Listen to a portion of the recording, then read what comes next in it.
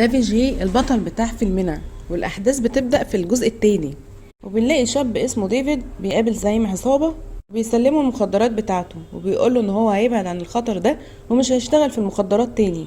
لكن توني بيرفض وبيرفع عليه السلاح، وده اللي بيخلي ديفيد يسرق المخدرات وبيطلع يجري بسرعة.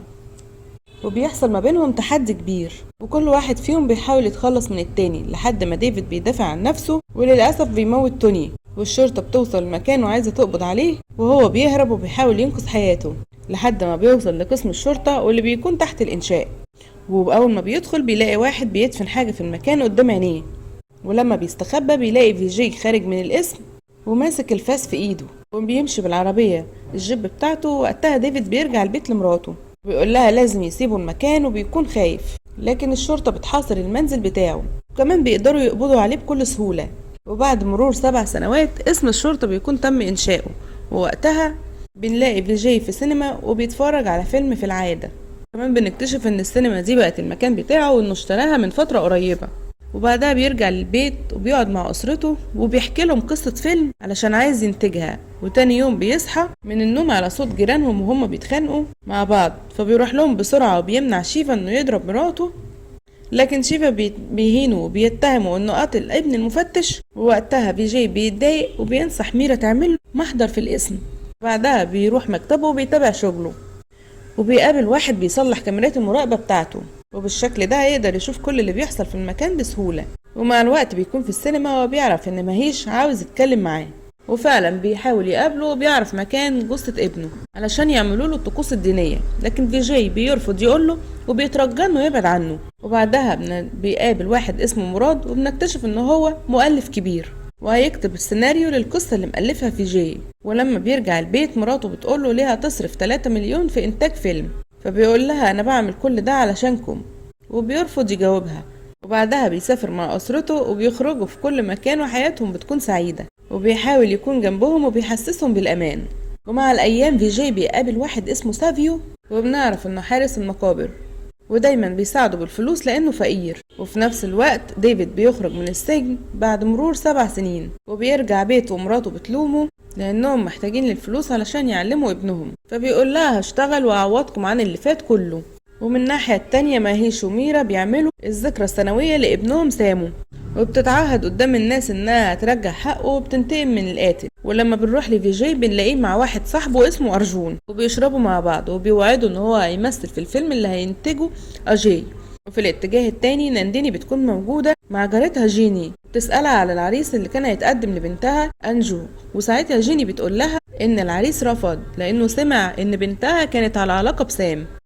ولما جوزك كشف امرهم مع الوقت بنلاقي أنجو برا البيت، وبنشوف الشرطة رايحة للمكان وبتكون خايفة، فبتبلغ أبوها وهو بيحاول يطمنها علشان محدش يشك في أمرهم. بنكتشف إن جيني قدمت في جوزها محضر علشان ما يضربهاش مرة تانية، والموضوع بيعدي بكل سلام.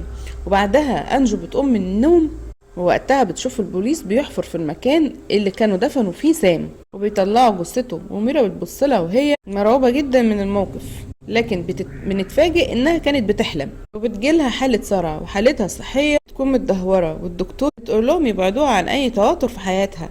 وتاني يوم ديفا بيكون في الكافيه وبيقابل مارتن وبيبلغه انه بيدور على وظيفة وعاوز يشتغل، فبيعرفه على فيجي وبيقوله انه ممكن يساعدك. وفعلا بيتكلم معاه وبيوعده انه هيلاقي له وظيفة. وديفيد بيخرج من المكان وما بيفتكرش ان أجي هو اللي دفن الجثة في الاسم من 7 سنين. وبعدها بيجي بيقابل أرجون، وكالعادة بيشربوا وبيسكروا. وفي نفس اللحظة نانديني بتستريح لجيني وبتعترف لها بالسر اللي مخبيينه عن الناس، وبتقول لها ان فيجي هو الوحيد اللي عارف مكان الجثة. ومن ناحية تانية بنروح للمفتش كارون وبنعرف انه ذكي جدا وبيحل اي جريمة تقف قدامه.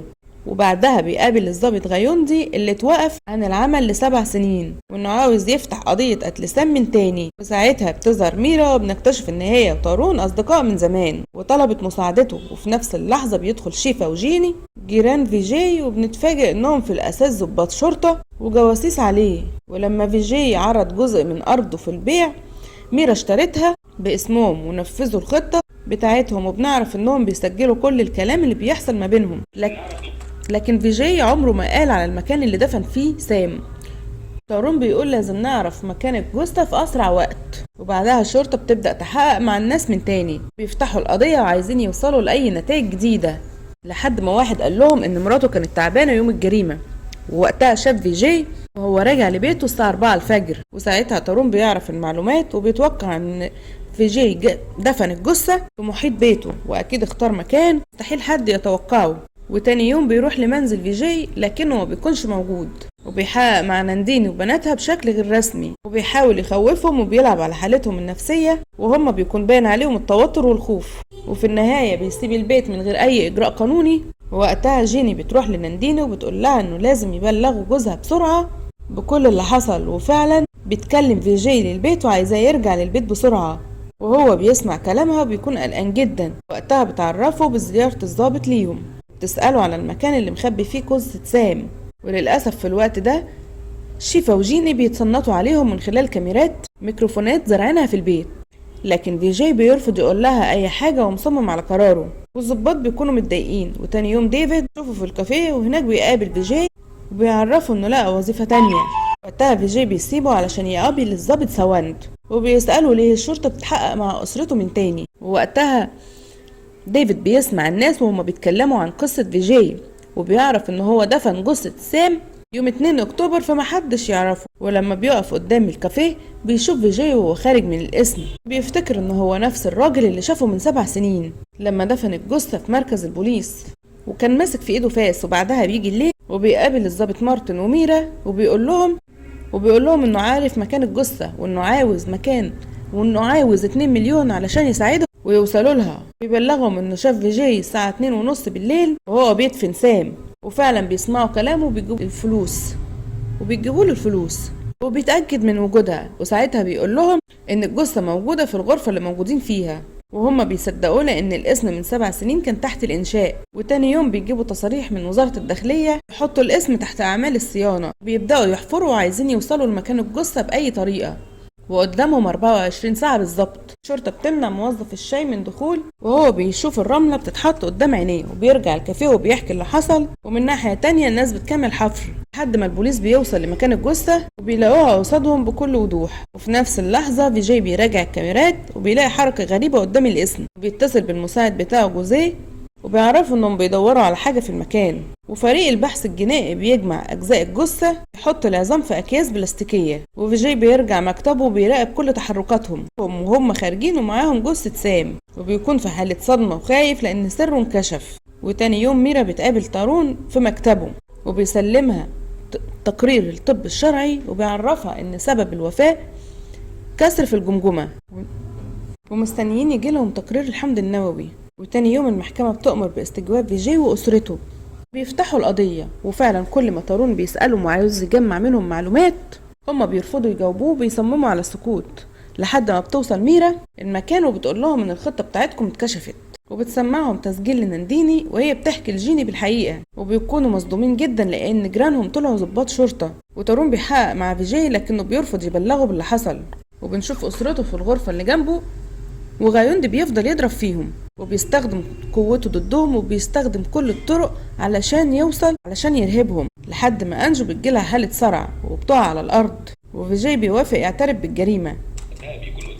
وقتها بيكونوا بيصوروه بالكاميرا وبيعترف انه رجع يوم 2 اكتوبر للبيت، وشاف شاب بيحاول يتسلل للمكان ومسك قضيب الحديد بايده وحاول يضربه بيه، لكنه للأسف مات ودفنه في حديقة المنزل من غير ما حد يعرف.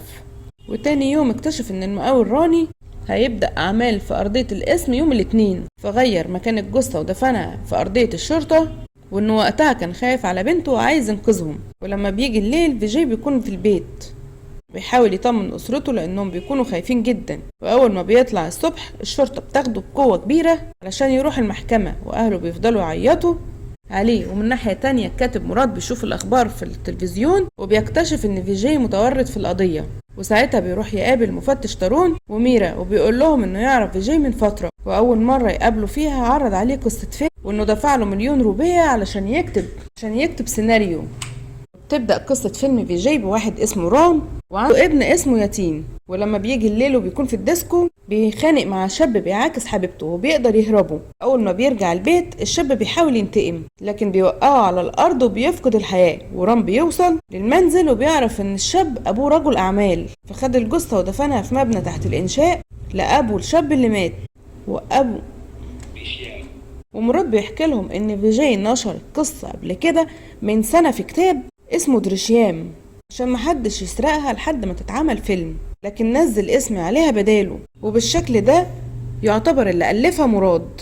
وبعدها بنروح للمحكمة والقاضي بيشوف الفيديو الفيجي بيعترف فيه بالجريمة، والمحامية بتقول إن الشرطة عذبته وإن كل الكلام اللي اعترف بيه على نفسه موجود في رواية اسمها دريشيام، وإن الشرطة لفقت التهمة لفيجي وهم اللي حطوا الجثة تحت الاسم زي الرواية بالظبط.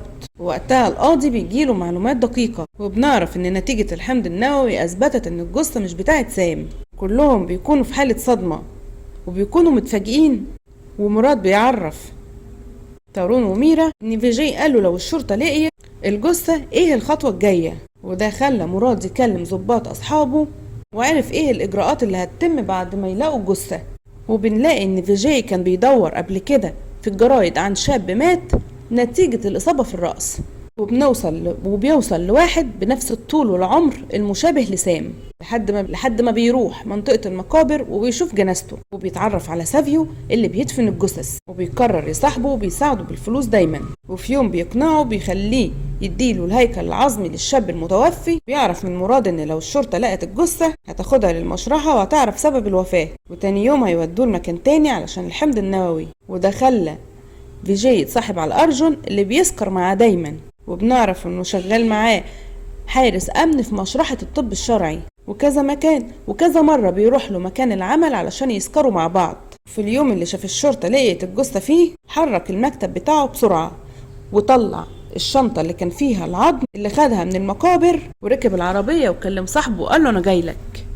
وفريق الطب الشرعي بيروح المشرحة وبيحط عظام سام، وبالليل فيجي بيخلي صاحبه يسكر وبياخد المفاتيح بسرعة وبيبدلها بعظام الشاب بتاع المقابر، وبعدها بيروح يحط عظام سام بسرعة في حفرة وبيولع فيها بشكل نهائي، وبياخد الريموت بتاعه وبيحتفظ بيه.